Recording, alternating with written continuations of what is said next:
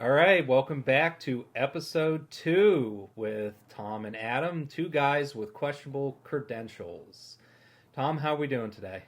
Tired. It's been a long week. I yes, it has been a long week, and it's the where we're recording right now. Believe it or not, our part of the country is not known for sunshine, and the sun is out and beautiful today. So let's hope that kind of helps our mood and energy a little bit. We need it, that's for sure. That's right. Soak up that vitamin D. So we've got the first episode under our belts, and we're going to stick with topics on Star Wars right now because, as of recording right now, it is May the 2nd. And hopefully I'll have this ready to post and be out there for May the 4th. So if within my power. I have faith in you, Tom.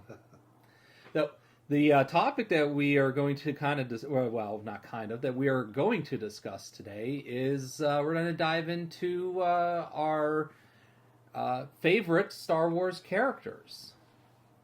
So, Tom, why don't you go ahead and go first? Because you know who I'm going to talk about, but I'm not 100% sure who you are going to talk about. Well, one of my favorite characters is actually from the it's considered the Legends continuity. He's a guy by the name of Corran Horn. Um, the I really like his story. He or like everything I know about him is from a book called I, Jedi. And Adam, you know me, I'm not one to read an actual book without pictures. So the fact that I'm still drawn to this thing means it's got to be pretty good. Um, the thing I find fascinating about him is that he is from Corellia, just like Han Solo and Wedge, and during his time training to become a Jedi, because before he became a Jedi, he flew with Rogue Squadron, and then before that, he was a member of Corsac, the Corellian police. While he's training to become a Jedi, he's learning a lot about his heritage. Like, his dad was a survivor of Order 66 because they hid his identity. His grandfather was a Jedi that worked alongside the police, and being Corellian, he obviously has like a certain like attitude and cockiness, especially in the beginning. Um, but one of the things I find I'm seeing a trend there with Corellians.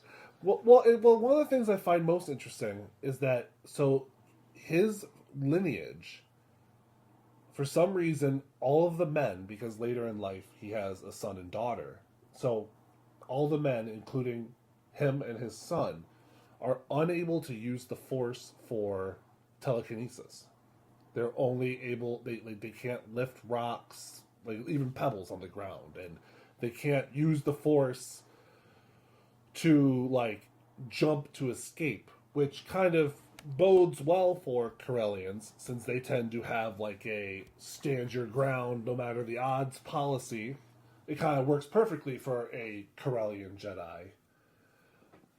But then also, what he lacks in telekinesis, he makes up for with his mental powers.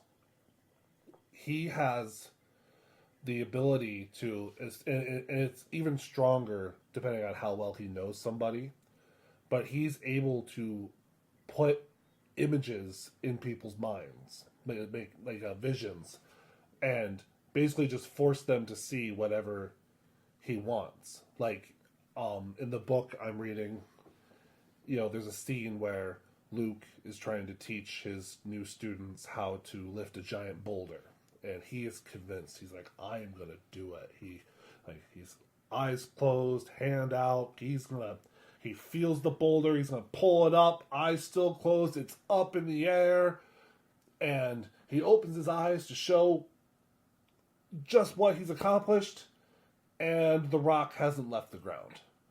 But all of the 11 other students, plus Luke Skywalker himself, are all looking in the air, wondering where the boulder went. Because even though he didn't move it, he managed to put in the mind of everyone else that it is up there.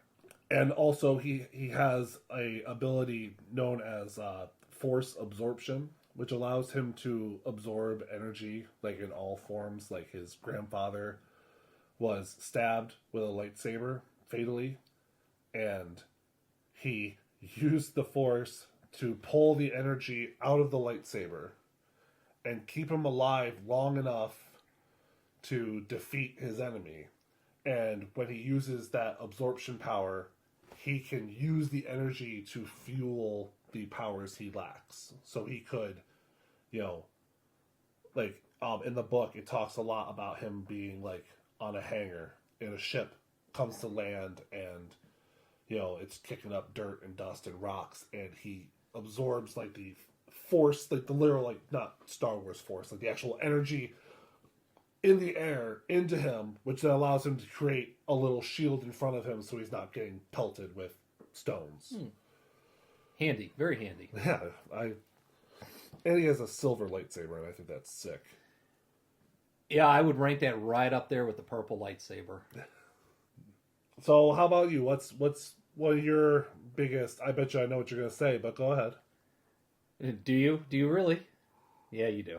So, I was immediately drawn to this character the first time that I had heard about him. Whenever I really started to dive into things, and it is Grand Admiral Thrawn. Shocked. Yes, I'm sure you're shocked. Not that my Facebook profile doesn't have Thrawn on it, and I follow the Grand Admiral Thrawn Facebook pages and groups and everything, but I like Thrawn. Yes, he's an Imperial. Yes, he does do some questionably moral things over his time, whether you're going back and you're looking at the Timothy Zahn, at this point I think he's done 3 trilogy sets on Thrawn. The one Legends going back to Heir to the Empire, and then really getting to the Thrawn novels where he comes into the Empire, and then his time with the Chiss Ascendancy, and then the other novel that I found that he is in is Outbound Flight. So that takes place during the Clone Wars. But the reason I like Thrawn, I'm very into naval history. Not Star Wars naval history, but naval history here on our great planet of Earth. Whether it's the British or the Americans or the Romans or anything. But, I'm immediately drawn to that. The rank of Admiral, Grand Admiral is fascinating. But Thrawn is able to accomplish things in the Star Wars universe without the Force. Yes, that is his Achilles heel whenever it comes to being able to defeat an enemy, but he is a relatable character. He is a bureaucrat. He uses the gifts that he has of being able to analyze the people around him through artwork, able to develop strategies. But he's very practical. He's not going to do something ruthlessly just for the sake of being ruthless. He's not a Grand Moff Tarkin. He is going to do what is best for the Empire. He's going to do what is best for his agenda. But it's going to be, if he's going to attack in a city, there's a purpose for it. Not a purpose that I think that we might all agree with, but there is a purpose. Not just to instill fear and death and destruction. I'm going to do this because this is the part of my plan, that by doing this, then it's going to accomplish X, Y, and Z. So that's why I really like his character. Plus, he's not your typical Imperial officer. He mentors those around him. He identifies strengths and weaknesses and tries to bring those out. Whether, in the one set of books, Eli Vanto is, he identifies him as someone, at first, he's no more than a pawn to move Thrawn to get him to see the Emperor, but then he recognizes that, okay, this kid's got some gifts. And if I bring him along, then he's going to be a very good Imperial officer. He does that with his first, whenever he gets command of a Star Destroyer with his first officer. You see that with in the Tales of the Empire. So he's just a good, rounded, solid character. And he does have a weakness. He has no clue what to do with a Jedi or a force sensitive being. And whenever we see him in live action in Ahsoka, you see that he's had some time to think about it, sitting out there in unknown space. He thinks he knows how he's going to get it, so I'm interested to see how that plays out moving forward in the Star Wars universe, with him coming back into the Imperial region of space and beginning his heir to the Empire phase of his character and bringing that part of Legends into canon. So that is why I like Thrawn. I don't think he's, unless if a new character comes along that is just completely blows me away, I think he's going to remain at the top of my list for some time. And also the fact that he's an alien and also a he's not a moth, right? But he's but still, like, aliens, at least aliens and women, it's hard to get up that as high as he is in the government. And also, I know the other thing I know about him is that in Legends, he used to have, I don't know if it was one or two creatures that he kind of had wrapped around his neck, like perched on his shoulder. They were called Islamari, I think. I believe that's right. They were the ones that they dampened the ability of force wielding individuals around him. Yeah. So they could not use, if he came, if he faced Luke Skywalker or a Jedi, they couldn't read his mind. They couldn't do certain things which protected him. I just like his character. And yes, he is an alien. And the reason that he advances so much in the Empire is, one, he is very good at what he does. And the Emperor recognizes that. But then, of course, you go with, Palpatine's not going to do something just because he's an all-around, he identifies someone as an all-around good guy. Thrawn has the knowledge of unknown space and the unknown regions around the Empire that Palpatine needs as he's trying to develop his post-Imperial plans and Senegal and everything. He gets that information a lot from Thrawn. So Palpatine has his agenda as well, and he will have a couple times Thrawn comes close to getting his head chopped off by the Emperor because, he does what Thrawn does what he feels is best for the Empire.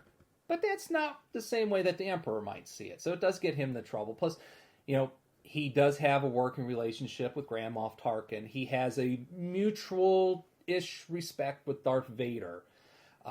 He has a good working relationship with Wolf Yularen and ISB. So he is plugged in and he knows how to, do things.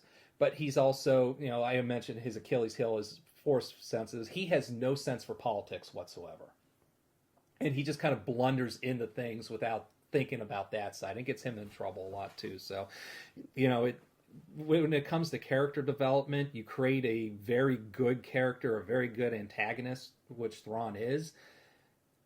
But you still have to, make him, mortal, so to speak.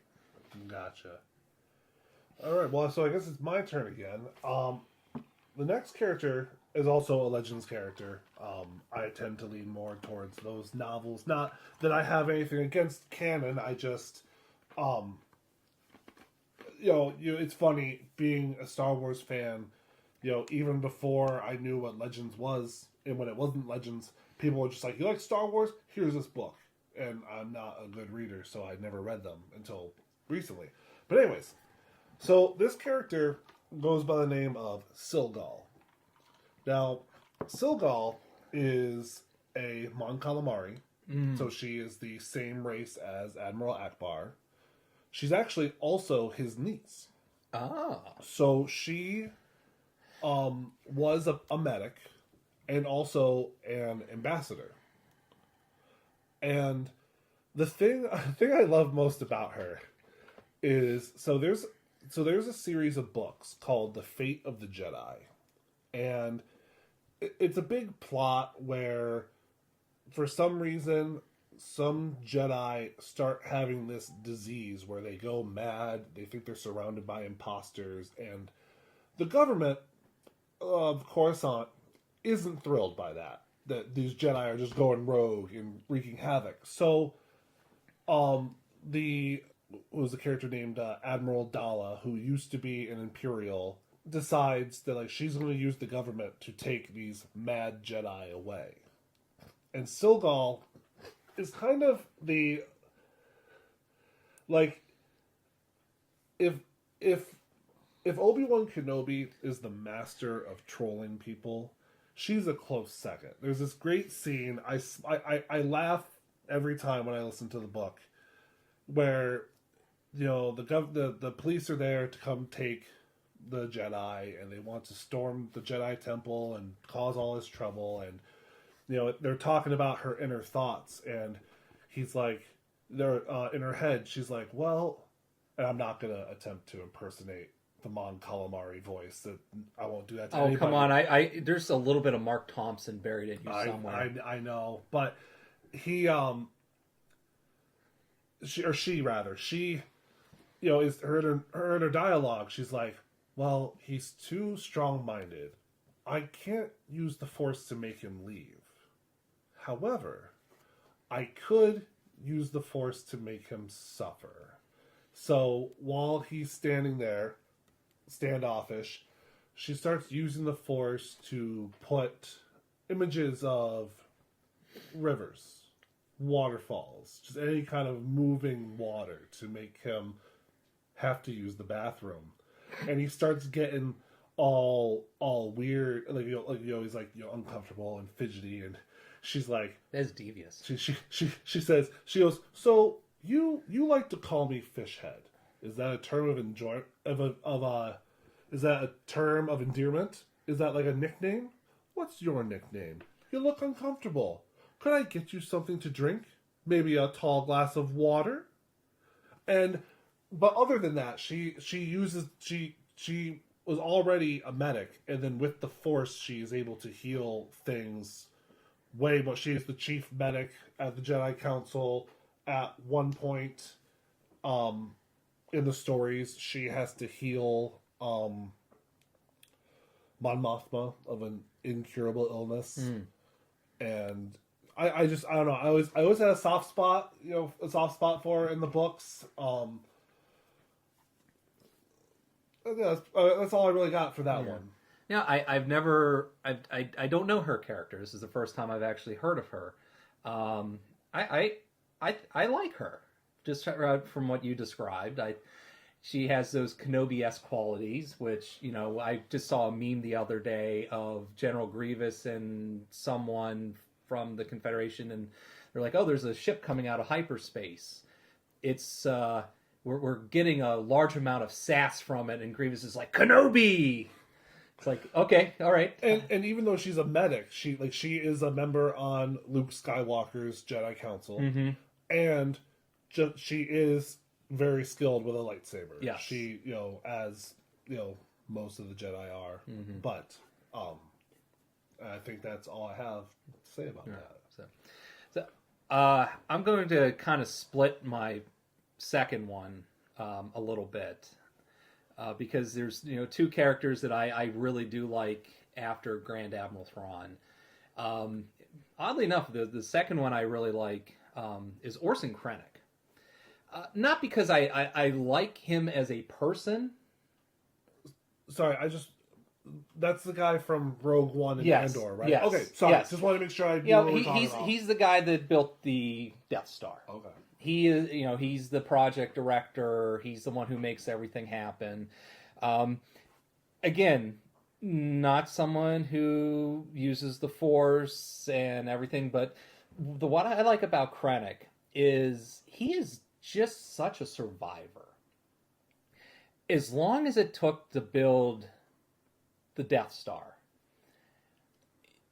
Everything that happens, and this is going back to some of the canon, or not. I'm sorry, not canon, but Legends novels. What is it? Catalyst. Catalyst is is the story that leads up to Rogue One. Very good book, and it talks about Krennic. They're trying to build the battle station, and the Geonosians rebel against the Empire and essentially they all kill themselves. So Krennic's like, oh crap, I just lost my workforce. And then they bring in Wookiees, and then there's a rebellion with that, and the schedule falls behind. And then he's trying to get Galen Erso with his research with the Kyber crystals to build the energy weapon, the laser for the Death Star. And, Galen goes rogue a couple times, and then he finally disappears, and Krennic doesn't have the research and everything enough to then finish things. So it's setback after setback after setback, and every time you think that, okay, maybe we should fire this guy because he's not doing a good job, Krennic not only survives, but then he gets promoted. He starts his career as in the Army Corps of Engineers for the Republic of all places, and then ends up building this, the mobile battle station that's supposed to instill fear across the Empire. So I just like it. Plus, he's cocky, he's arrogant, which does lead to his downfall.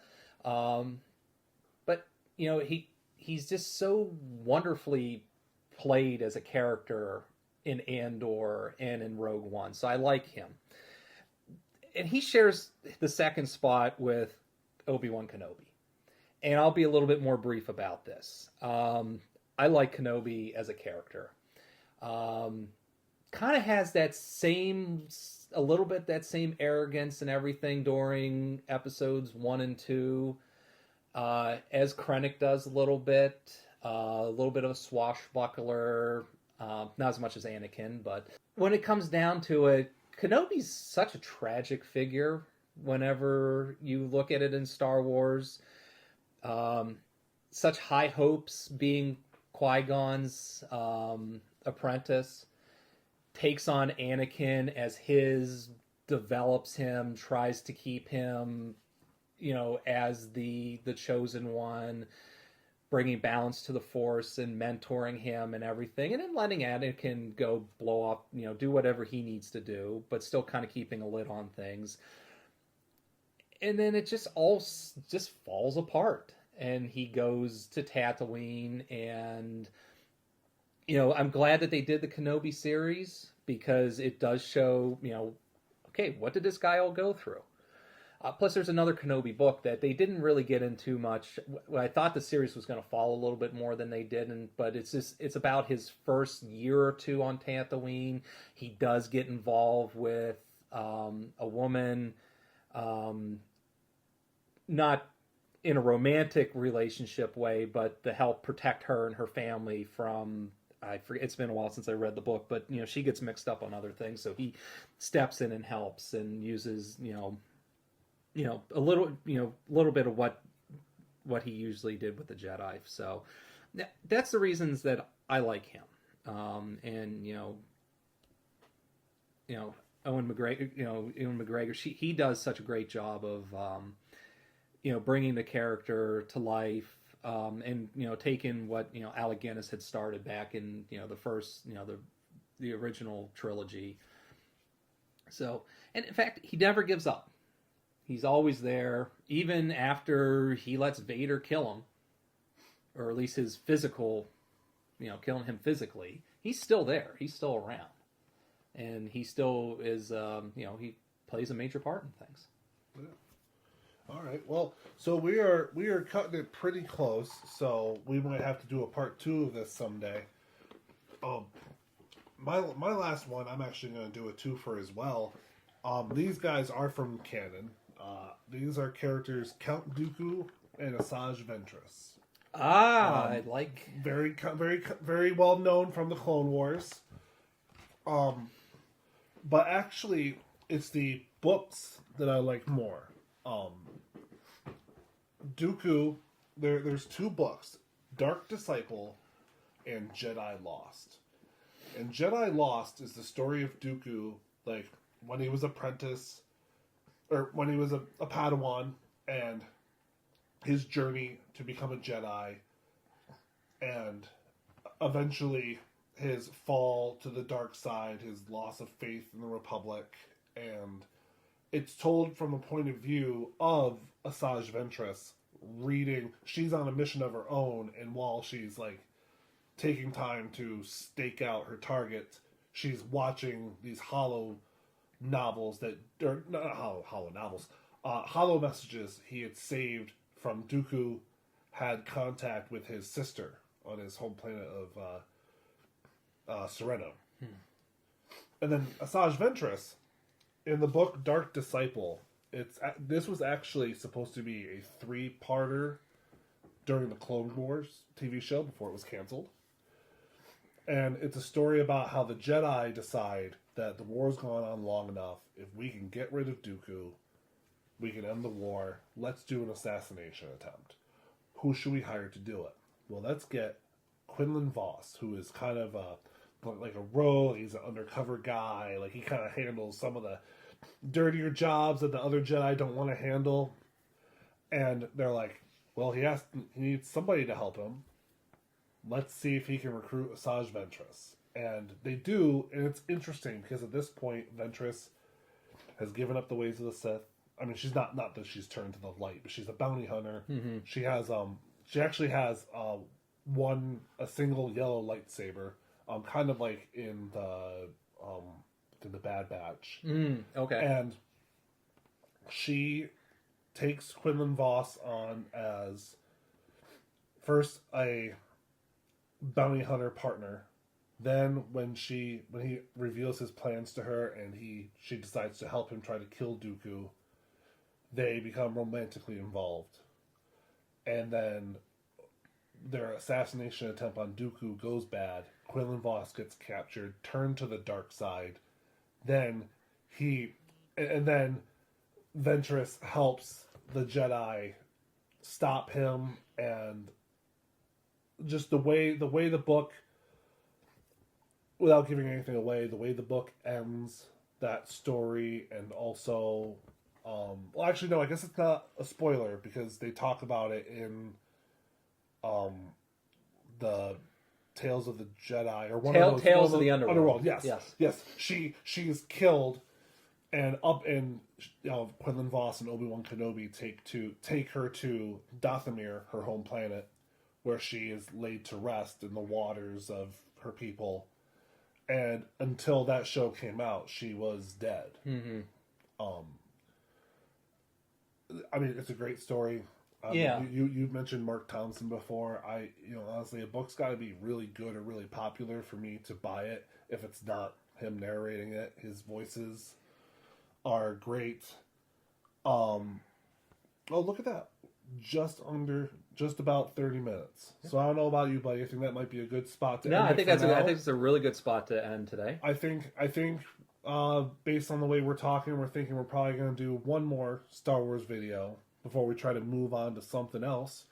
So, on that note, if you're on YouTube, leave a comment down below. Like, what do you what's one of your favorite characters, or what is your opinion on some of the characters we talked about? Did we botch this whole thing up? Are we just a couple of idiots that have questionable credentials? Exactly.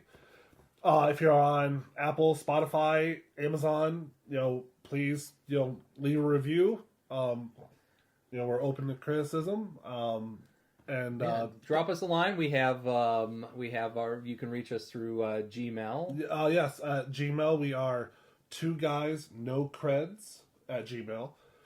We have a Facebook page, also 2 Guys Questionable Credentials. And and then reach out with a topic you think we should talk about. It doesn't necessarily have to be sci-fi or pop culture. That just kind of seems to be where our interests lie and where we have the most to talk about. But all right, I guess until next time, Next time I'll find something more profound to say. All right. All right. Goodbye.